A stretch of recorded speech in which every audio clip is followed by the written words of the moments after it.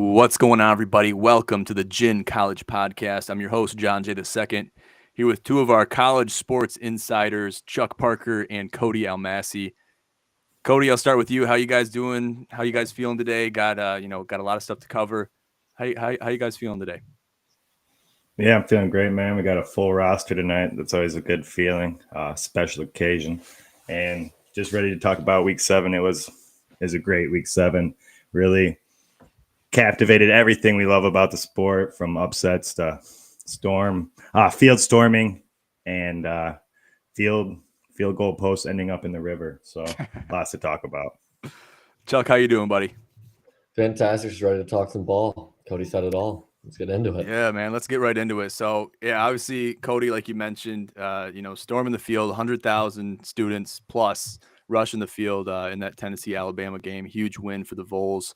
And we'll talk about that one here in a little bit. And so that's sparked some controversy in the college football landscape as a whole. We'll talk about that one in a second. Let's start with Penn State, Michigan. Big win for Michigan down there in Ann Arbor. Talked about that, chopped it up with Musa last night in the GCP. Cody, I'll start with you. What really, led Michigan to this win after somewhat of a shaky start in that first half?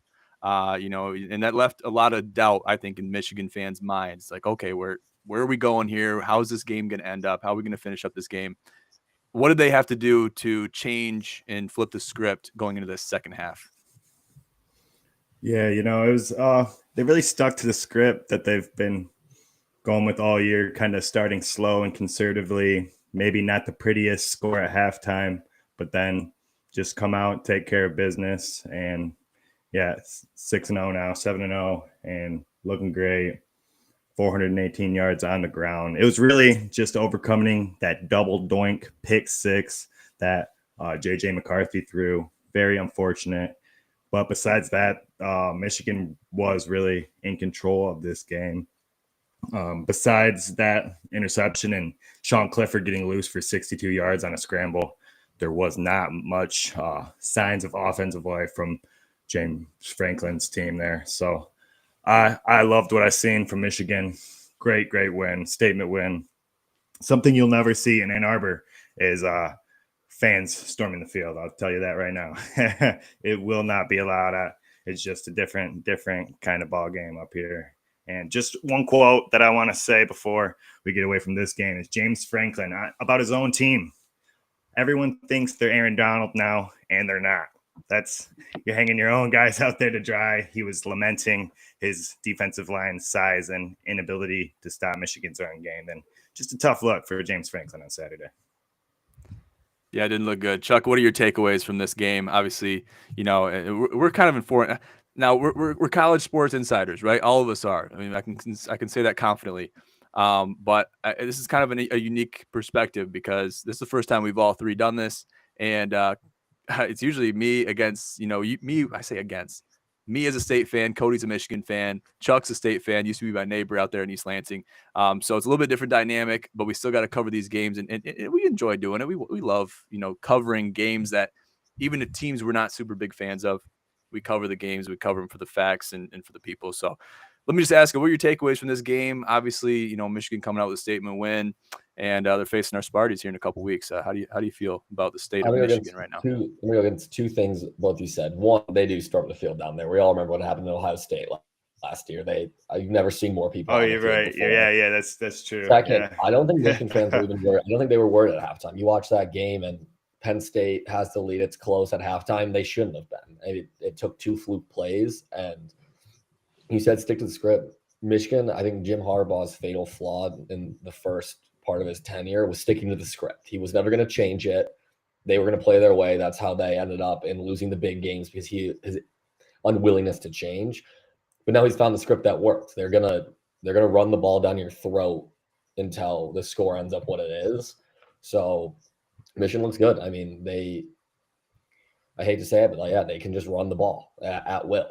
It has to be a good feeling, especially because our offense can't do that. But Michigan, Harbaugh knows that whenever they want, they can just run the ball for 5, 6, 7 yards a clip. And I think that script, it's going to work for a while. I mean, it takes a special team to beat that. Yeah, it definitely does. You got Donovan Edwards, you got Blake Corum. the dual threat on the ground is really, it's almost like a cheat code in a certain way. It's almost like Kenneth Walker III. We had him last year. We used him as a cheat code. We utilized him. Some would even say we overutilized him to our own benefit. And if you can dominate the ground game, they were obviously proved to be this Michigan team on the ground proved to be way too much for this Penn State defense. And it was very evident, especially in that second half. They just couldn't stop them. Once you get, blocks first, second level, they're gone. If you get them in open field, it's game over. They're looking for the goalposts. So it's if you can't stop the run, you might as well. I don't know. You got to reevaluate, go back to the drawing board, because you're just going to get the score ran up on you if you can't control the run defensively. So without saying too much, Michigan got it done. Penn State's got to work on their ground defense. Let's move on. Oklahoma State and TCU going to 2 overtimes. The Horned Frogs win it by a field goal, 43-40. Cody, let me ask you this. How do you feel about this game? Do you think this played out in good favor for either team? Good contest. Obviously, it was a great contest. Went to 2 OTs. Tough loss for the Cowboys. How are we feeling about this game? Yeah, I mean, you got to be feeling good if you're Chuck. He called it. OSU, Oklahoma State, the +4. We got to hats off to him in our first debut for the parlay. Thank God he called that +4. Ooh, baby. It came down too close to I also had the over, so the overtimes help. But I don't know. Big 12 is by far the fun conference this year. That's my only takeaway from this. I mean, there's so many good teams and there's so many ranked matchups, and they just beat up on each other. Like, this was such a fun game. It's why we love college football. Like, TCU, Oklahoma State, to the casual won't understand why it was so exciting. But then you see a 43-40 double overtime game. Like, you can't beat that.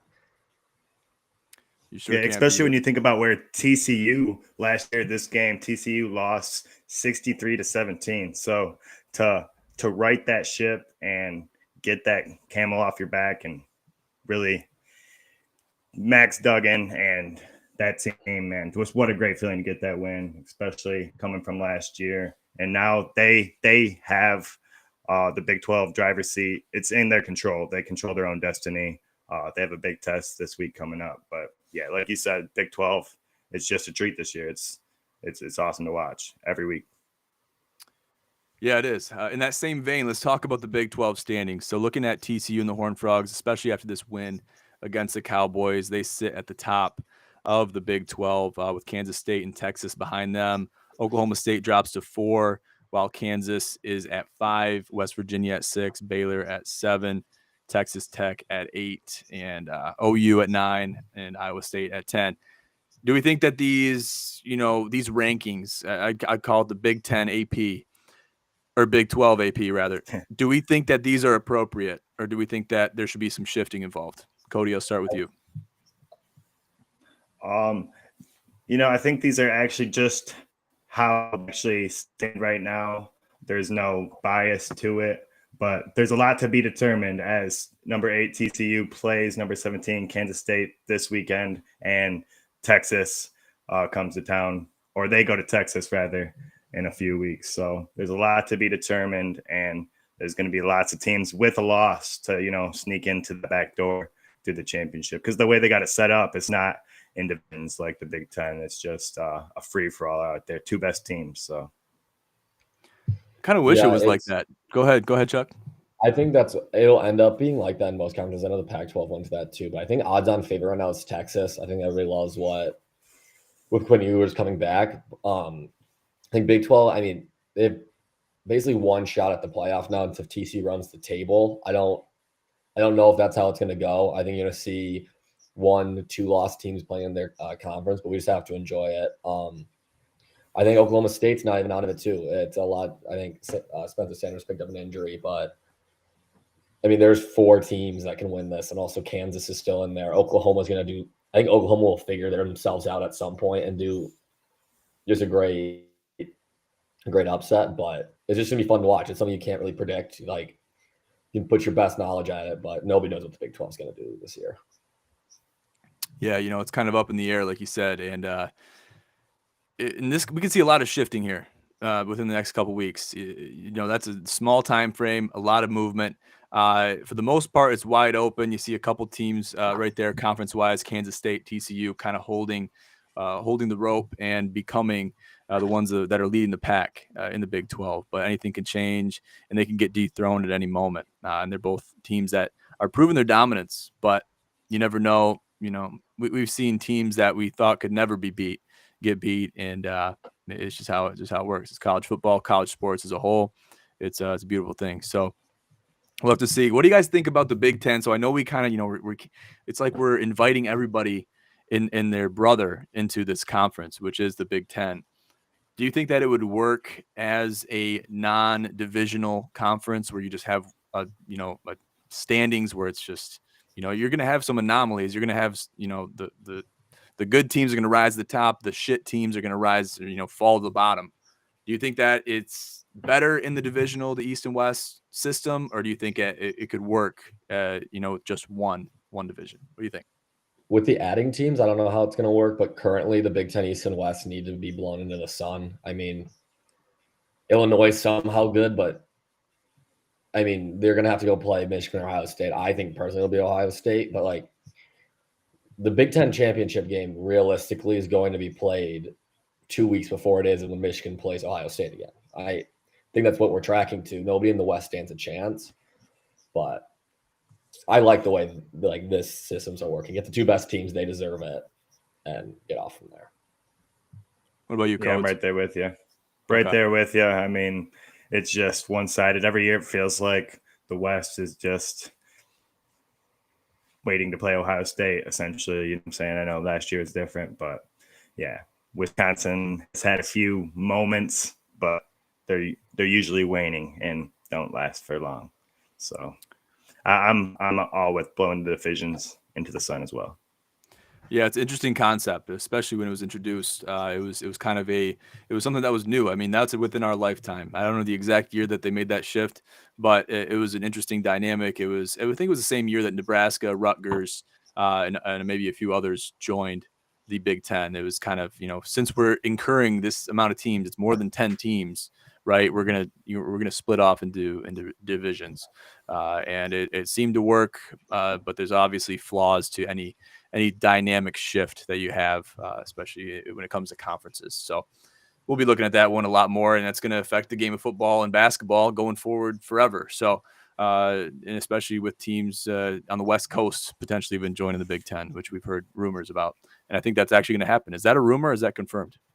They're in. I think they're still just doing some of the legal stuff, but it's all but over. Wow. Okay. Yeah, it's basically UCLA. UCLA is holding up the legal part of it a little bit because I think the Pac-12 has some get in there too. Pac-12 doesn't want to lose their two golden childs, but they have to. UCLA and USC do. I mean, the Pac-12 is good, like somewhat good again this year, but you can't lose a game in the Pac-12 and make the playoff. Yeah, that's definitely true. We'll be following this a lot more closely as more news and more developments happen. Let's move forward, though. Let's talk about Alabama and Tennessee. The Volunteers beat the Crimson Tide 52-49 with a field goal. Talk to me. I'll start with Chuck on this one. What basically was, what encompassed this game? What gave Tennessee and the Volunteers what it took to win this game? What was some deciding factors? Tell me about this game. What's your analysis? I think that this is not going to be like the most pure stats analysis. I think Tennessee finally believed they could do it. I mean, I think for the longest time they've been dominated in that, and they finally found a team that they liked, that they thought could do it, and their offense is electric.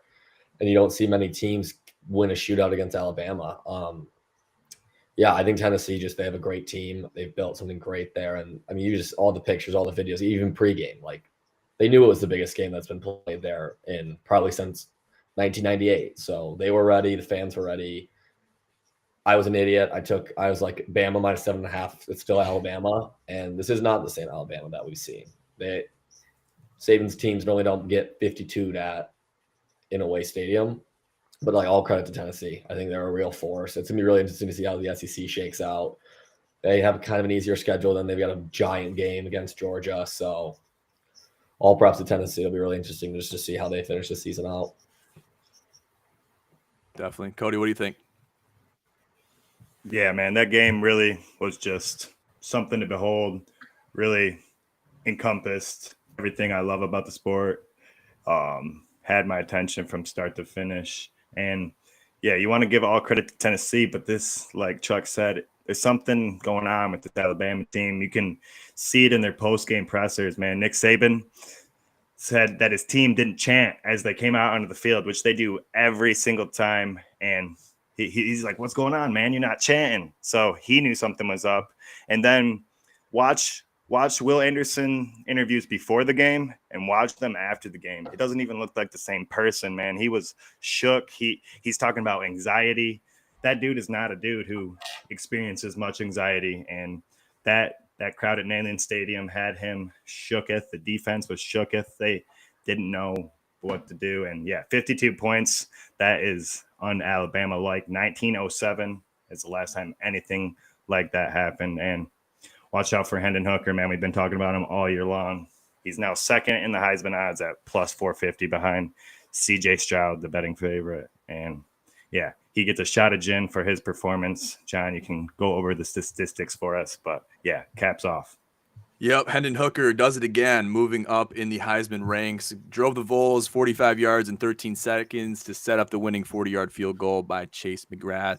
Ramel Keaton and Brew McCoy set up the game winner with clutch receptions in the dying embers. So that was the entire Tennessee offense. They encompassed what it took to run the 2-minute drill against a team like Alabama. Yes, they were at home, but given the circumstances, given the crowd, given the ambiance, the atmosphere, everything encompassed into one. To get that done, the 2-minute drill with Hendon Hooker being your guy, that's impressive no matter what. And winning that game, coming out and scoring 52 points on a team like Alabama, the first time that's happened since 1907, which is a very that's a statistic that really makes you step back and be like, wow, that's over 100 years ago that happened. So to see that happen and to see that record be broken over 100 years since it was broken previous. It's a sight to see. And, given the atmosphere and given the record and the team, the season that Alabama has been running with, even, dealing with injuries, coming away close against Texas A&M and, battling through, even Bryce Young, he played in this game. He played well. 35 passes for 455 yards, 2 touchdowns. So that's not playing too bad with coming off of a sprained shoulder. Saban says that it's not an issue. I feel like he's going to say that, but it's got to be hindering him a little bit. But he's going to play through the BS. Bryce Young's a guy. He has that Mamba mentality. And you see these quarterbacks, see these individuals come through Alabama often. You see these athletes come through, and they have just the will to win. They're born and bred to win, and you see that Saban looks for guys like that. So obviously, a great win for Tennessee. 2 great teams, a great matchup, and hats off to the Vols, really. So let's give Hendon Hooker a couple more accolades here. We'll talk about his passing yards, 385 passing yards, 56 rushing yards, 5 touchdowns, and a 94.3 QBR. And we can't forget about Jalen Hyatt, 6 passes, 207 yards, setting a Vols record with 5 TDs, earning him a big old stogie with alumni QB Peyton Manning. We saw that in the IG post. So all over, just a great day. Maybe the only black mark you can sprinkle on was the storming the field and the displacement of the goalposts. And they said they were charging the fans $100,000 or something like that. Did you guys see that? No, they fined Tennessee. They weren't charging them anything. There's a very funny video of the AD. He's up in the box smoking a cigar, and he's basically like, "We'll pay. It doesn't matter." I loved it. It's just. So I would Michigan, Ohio State. That one hurt a little bit different, but you just love to see. I mean, that was just 16 years of just pain expressed in a very vibrant shade of orange. Oh man, that's I think you're going to incur that cost, especially if you're, you have endowments, you have money for stuff like that, and they do it a little bit differently down there in the South, but we've experienced that up here in the Midwest as well. So. Whether if we're praising it or not, it happens, and that's college football. So we're looking forward to this. We're going to be watching Hendon Hooker as he progresses through the season. Let me ask you this. Can he surpass CJ Stroud as the favorite for the Heisman, or do you think it's impossible? Easily. Cody, I'll ask you that. Oh, I was gonna. Or you go, Chuck. Go, Chuck. Yeah, that's fine. Whoever think wants it's to. easy. I think it's easy. He can't. I mean, you're playing in the SEC. All eyes are on Tennessee now. They still have that big game against Georgia. I think if they can end up with one loss, I think, and he keeps playing well. Obviously, it's on that, but he's in the national spotlight now. I think CJ Stroud and Ohio State haven't had. Heisman's are moments. The Heisman are one in a moment. He has the moment right now. So CJ Stroud does something incredible, we'll flip that script. But right now, he's got all the momentum. Yeah, the Heisman is definitely a November conversation, but the game against Georgia is going to be huge, and all eyes will be on him after passing this Alabama test. And yeah, what we are still waiting for, like a moment, like CJ Stroud. He could have it against Michigan in front of his home crowd, down there late in November. So that'd be huge for his odds, but that is to be determined. Yeah, we'll be having that conversation going into November. So stay tuned for that one. I'm sure things will get a little bit more interesting going into the month of November into Heisman week. So we'll keep that in mind. Let's move on and talk about the Wolfpack as they get their asses beat by Syracuse 24-9. Syracuse is looking good, man. Chuck, let me ask you this. What's going on with the Syracuse team? Are they the truth? Are they the real deal? Because, you're beating a team like NC State, then you got to be doing something right. I don't know. What do you got here? I was going to touch on this a little bit too in the preview for next week. Maybe we'll just segue that in. I think that it's a very good story seeing Syracuse up there beating the big dogs. They're not there yet, though. I think we've seen it with Michigan State 100 times. You're getting there, but they're not ready. They're not taking that next step. They're going to Clemson this week, and it's minus 13.5. And what Syracuse likes to do is they just run the ball. They rely heavy on the run, and that's how they beat you. And then they'll open the passing game up a bit on play actions, but they're a run-first team. And you're going to go face Clemson, who I think has completely found their mojo. I think Clemson's DJ Ungel, whatever. DJ's good now, I guess. He was terrible last year, but he's good. And you can't run into that defensive line. So I will say Syracuse is a great story, and then we can talk a little more about Clemson in a bit, but they're not at Clemson's level. They're not at the pinnacle of the ACC yet. Yeah, we're gonna be talking about Clemson here in a little bit. I got a bone to pick with them. Cody, you go ahead. Yeah, as much as we want to praise Syracuse for what they've been able to do, they kind of got the Wolfpack down a peg. Their star quarterback, Leary, is out for the rest of the year. So that's a huge, huge instrumental piece of their offense and their whole identity in winning games and being successful. So without their star gunslinger, it was Jack Chambers in for relief in his first start ever. And the Syracuse Orange defense, they got after him 4 times and really never let him get comfortable. And that was the story of the game. And we're going to talk about it, as we've alluded to, in a couple moments here. But I think that this Cinderella story is in for a buzzsaw. Yes, it is. Yes, it is. We'll talk more about that here momentarily. Let's move on, though. Let's talk about USC and Utah. So a nail biter there in Salt Lake City, and Cam Rising. We saw the 2021 version of Cam Rising in this game, taking down Lincoln Riley in this battle. It's just a battle. That's really all you can really put it, is just going back and forth. And it was, I guess you're looking at the line. USC still covered that game. But we're not looking at the lines right now. Let's talk about what happened in this game to allow Utah to put themselves in a position to win. What did it take? Was it all on Cam Rising? Yes, he did take the bull by the horns, and he commanded that offense. He said, I'm running this offense. I'm going to take control of this game. We're going to win this game if I'm in the saddle. And now we're going to get it done. What do you think the mentality was in Utah's, huddles and their locker rooms to allow them to win this game and to really inspire them to go out and beat the undefeated Trojans? Chuck, I'll start with you. I think Cam Rising's always been a dog. He's a dog last year. But they didn't cover, but I loved Utah in this game.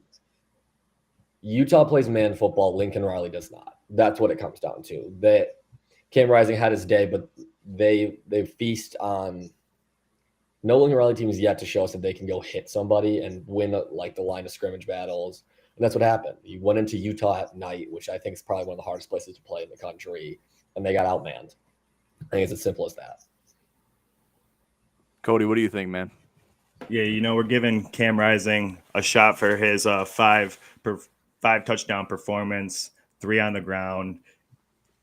Really capped by that last one to put him ahead, and that 2-point conversion just took it himself both times. But I think he has to share his shot of gin with his coach, Kyle Whittingham, because the cojones required to go for 2 right there and win the game, as opposed to play for overtime or even give Caleb Williams and the USC offense a chance to do that minute drill and get down there and kick a field goal and win the game.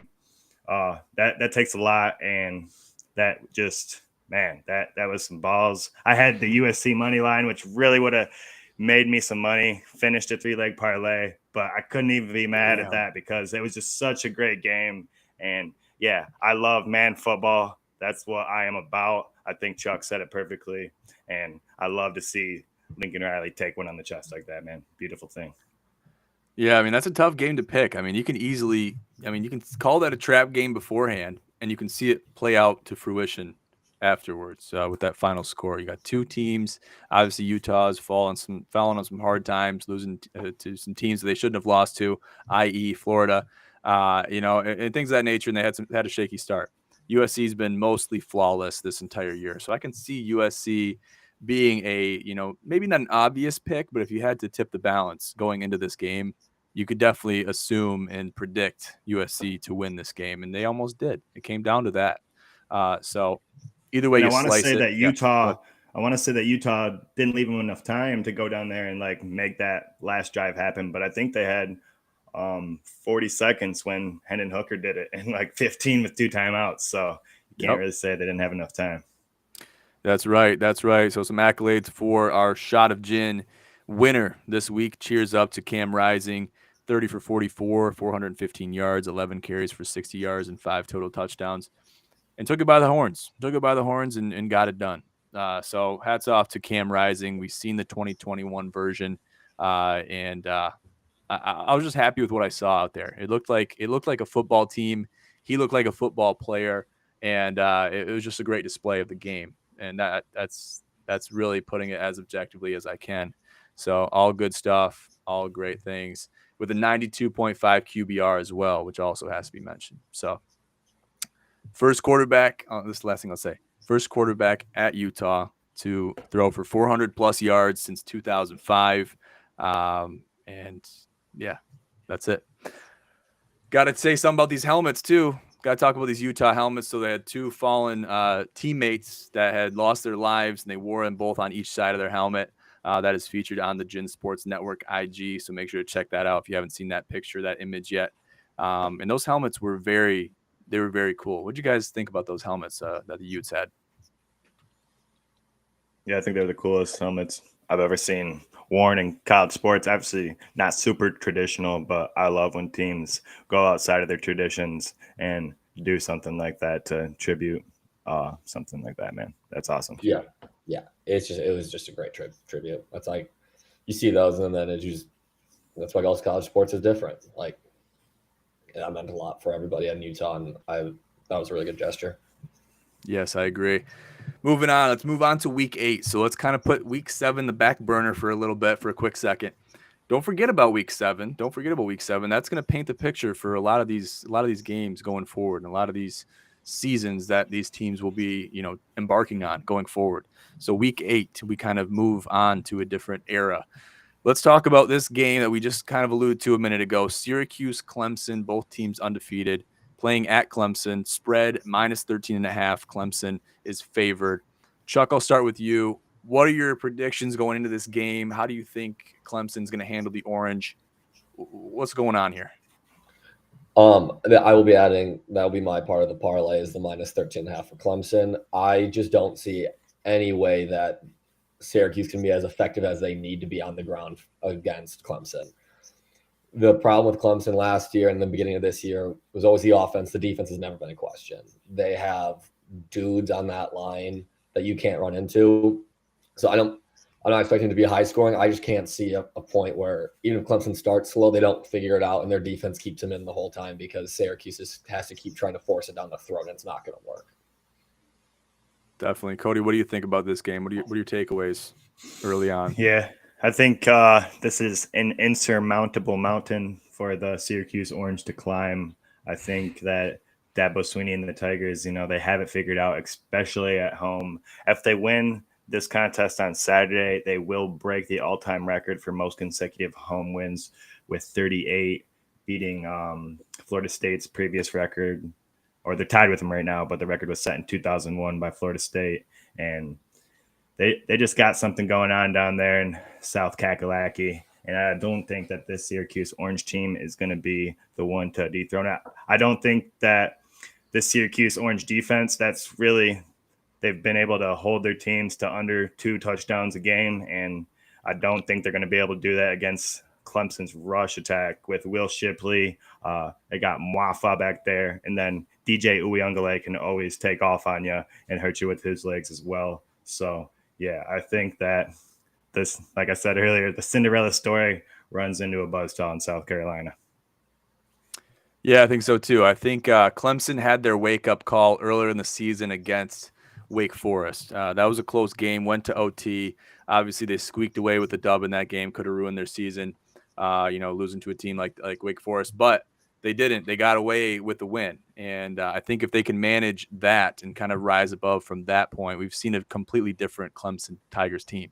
And it's shown week after week. So I'm starting to see DJ Uyunglele. I'm starting to see him play like a Clemson quarterback, and like we've talked about in previous weeks, Clemson is a win now program. Dabo Swinney wants to run a win now program.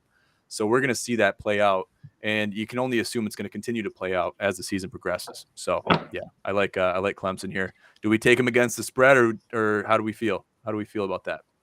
Love them. Love them minus 13.5. Okay. All right.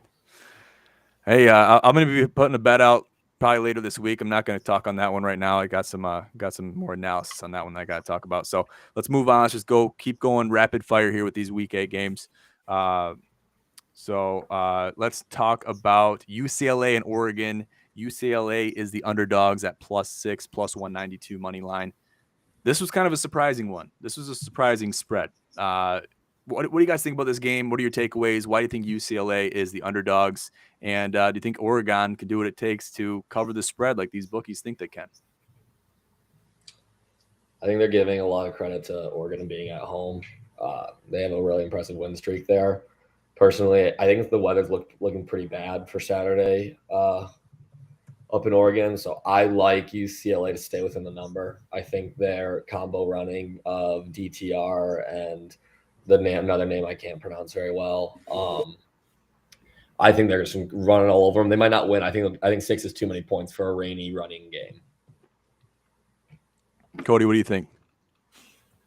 Yeah, both teams coming off bye weeks in this one, and I really think Vegas is taking that rest into it, along with that win streak that Chuck mentioned. That's the third longest in the nation, sitting at 22 games in a row at Austin Stadium. So, yeah, I picked against Oregon early in the year with BYU. I liked BYU, but I think BYU is a pretender.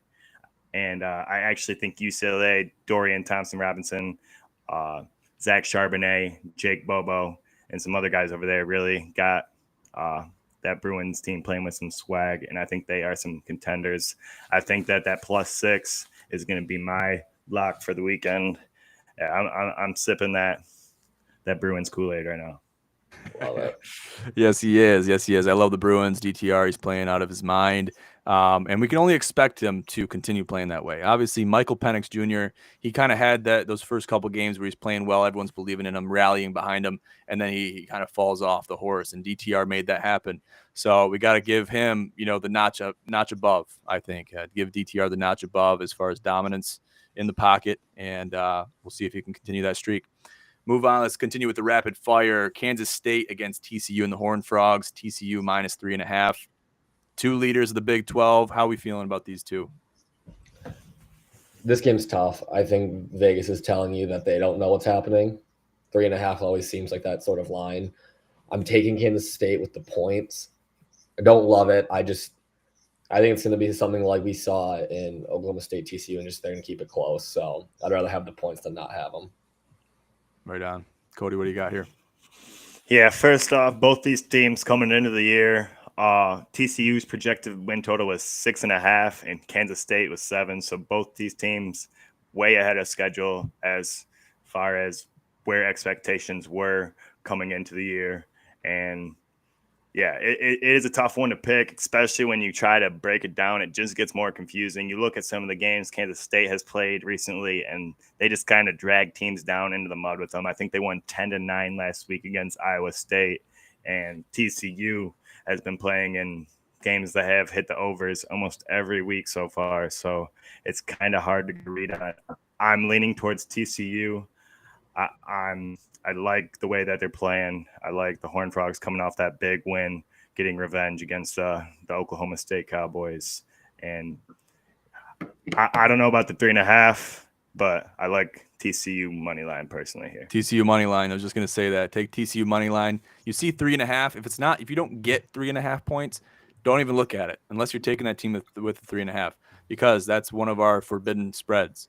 And it's just a forbidden spread. That's just, there's no science behind it, nothing. It's just a forbidden spread because of obviously scoring and point structures within just the game of football. I can get into that. I can have a whole podcast about point structures and forbidden spreads and spreads you should take, spreads you should stay away from. Let's move on to the quick pick'em round. Minnesota, PSU, Penn State. Minnesota, Penn State. Big Ten matchup. Chuck, who do you got here? Penn State -4. It's disgusting. I'm going to take Minnesota +4. You saw what Penn State can't do against the run. Mo Ibrahim, I think, will have a day. Because the whiteout, they get scared. I don't love it. It's gross. +4. I'd rather you take +4 than -4, though. Yep. Just saying. Cody, who do you got here? Yeah, I think gross really sums up what this game is. It's a dirty Big Ten game. Just going to be hard to read. The over-under is set at 44, so it's pretty low. Man, yeah, Golden Gophers, gotta like them to cover the +4 as well. Yep, I'm with you guys there. Give me the Golden Gophs +4 against the Nittany Lions. Then you said that's a whiteout. Is that a whiteout game? Yeah.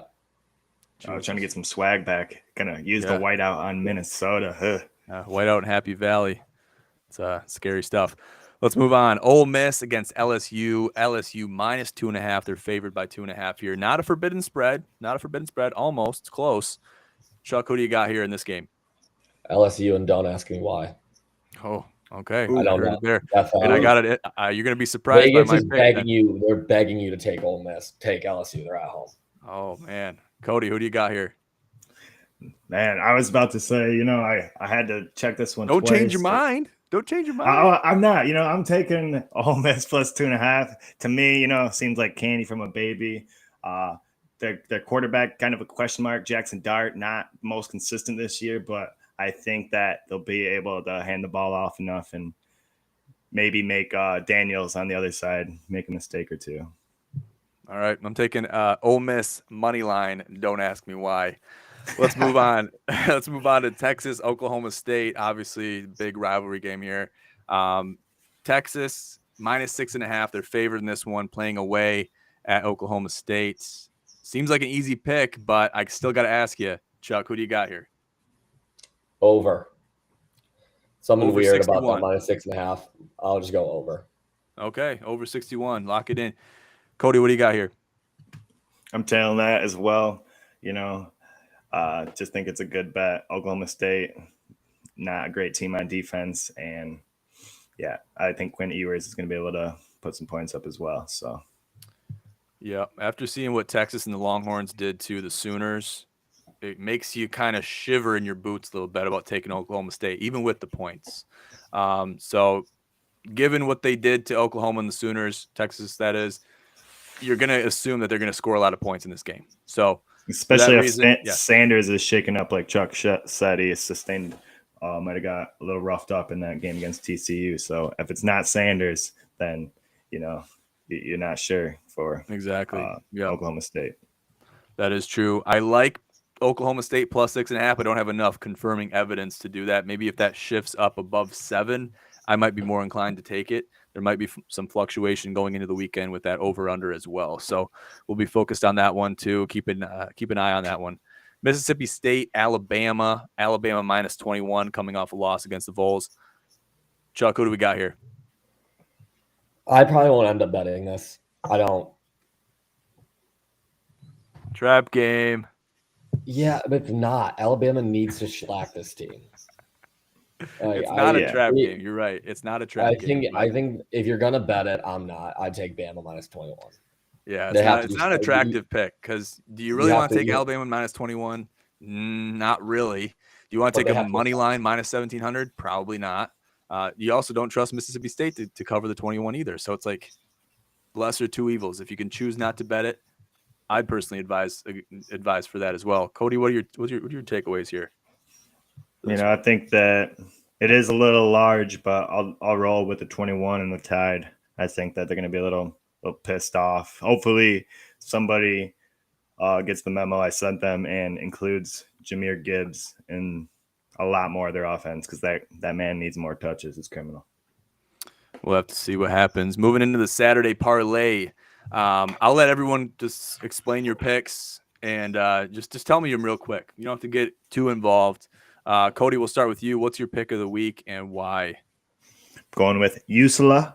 The UCLA Bruins going to drink that Kool-Aid, and I like the +6. I really like them to win this game, but we'll play it conservative. I really liked my Eastern Michigan Eagles to cover last week, and they got fucking swamped, dog. That was tough. That was tough. I checked that on ESPN. I was like, damn, that hurt, especially after beating. I was doing a replay operation, and man, not much to replay. It made me look pretty good. So, always a highlight.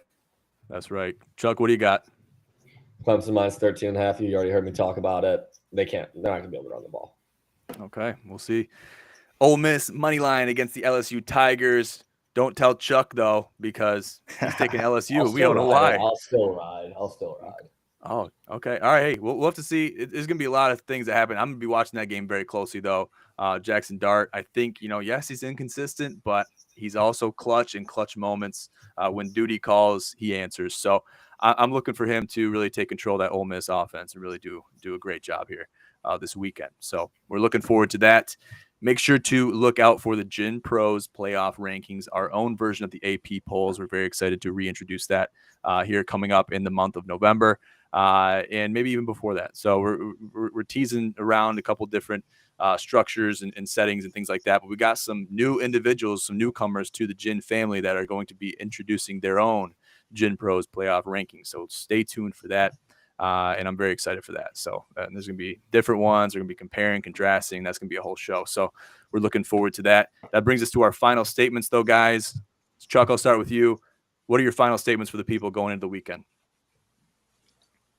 Let's have a weekend, boys. That's all I got. Let's do it. Cody, what do you got? Hopefully we hit a couple parlays. Hopefully the ones I share with you guys are the ones that hit, as opposed to the last minute ones we throw in before we go into work right before the noon slate. So, And also I'm going to wait until right before game time to put in this Saturday's parlay, because if I would have waited last week, I think that John's pick would have moved to +10 and he would have actually pushed. So, I know. I was so sick about that too. It was +9 or 9.5 and it moved to 10 before game time. So we're going to try to sidestep a scenario like that again. I wanted to fly to Vegas and find the bookie that called that spread and just beat his ass to a pulp. Jeez, oh Pete, +9, they lose by 10. Come on, man. Unbelievable. Okay, well, good deal. Make sure to follow us on Twitter at Gin Pros. Follow us on IG at Gin Promotions and at Gin Sports Network and at Gin College. Stay tuned with all updates regarding the GCP and all of our podcasts. Go to our website, ginsportsnetwork.com, for all of our content. IG posts, articles, everything is on there. Make sure to check it out. And I'll leave it at that, guys. Thank you so much for tuning into this edition of the Gin College Podcast. I'm John J. II, joined with Chuck and Cody.